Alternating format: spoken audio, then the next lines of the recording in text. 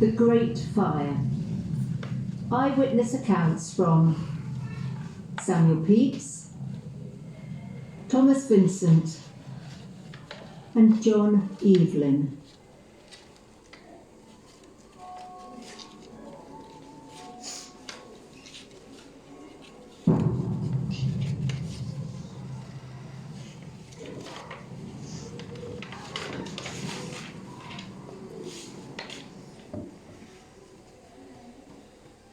It began in the King's baker's house on Pudding Lane. The baker and his family felt themselves almost choked with smoke, so arose to save themselves. In the midst of the night, fire! Fire! Many citizens start out of their sleep. Jane called us up, about 3 in the morning, to tell us of a great fire they saw in the city. The fire gets mastery and burns dreadfully. That night, most of the Londoners had taken their last sleep in their houses. By and by, Jane comes and tells me that she hears above 300 houses have been burned down tonight. So I down to the waterside, and there saw a lamentable fire. Everybody endeavouring to remove their goods and flinging them into the river, or bringing them into lighters that lay off. Poor people staying in their houses as long as till the very fire touched them, and then running into boats or clambering from one pair of stair by the waterside to another. The houses tumble from one end of the street to the other. A strong wind spread the fire from house to house. I did tell the King and the Duke of York what I saw, and that unless His Majesty did command houses to be pulled down, nothing could stop the fire. At last, met the Lord Mayor in Canning Street. To the King's message he cried like a fainting woman, "Lord, what can I do? I am spent. People will not obey me. I have been pulling down houses, but the fire overtakes us faster than we can do it." Then the city did shake indeed, and the inhabitants trembled and flew away, lest the flames should devour them.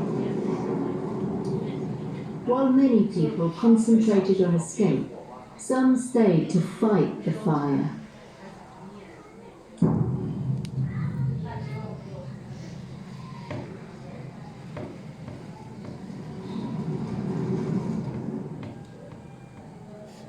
Some are at work to quench the fire with water. Others tried to stop the fire by pulling down houses.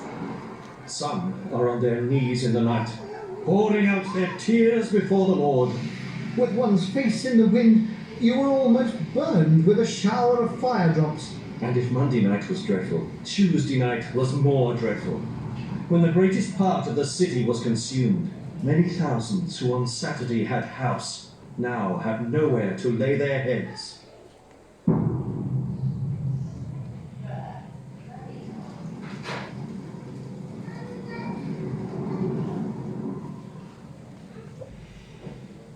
Above 10,000 homes, all in one flame.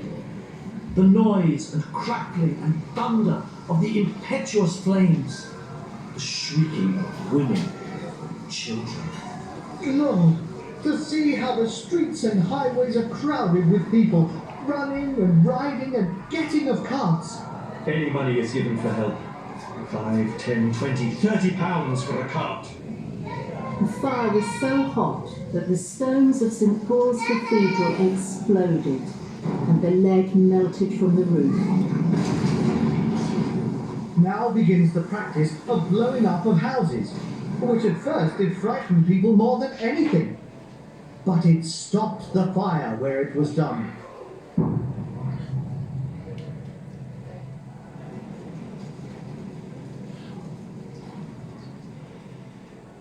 The wind is now hushed, the fire is withdrawing, and it burns so gently that it is not hard to be quenched.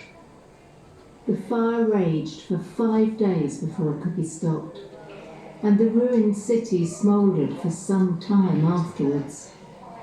Our feet ready to burn, walking through the town among red-hot coals. Although few people had died, over 13,000 houses had been destroyed and thousands of people made homeless. I left this smoking and sultry heap. I went towards Islington and Highgate, where one might have seen 200,000 people of all ranks and degrees dispersed and laying along by their heaps of what they could save from the fire. Most of the late inhabitants of London lie all night in the open air. Some under tents, others under miserable huts and hovels. The king arranged for bread to be brought each day to feed the homeless, and shopkeepers gradually began to reopen their businesses in temporary shacks among the ruins. But many Londoners had lost everything, and the rebuilding of the city was to take many years.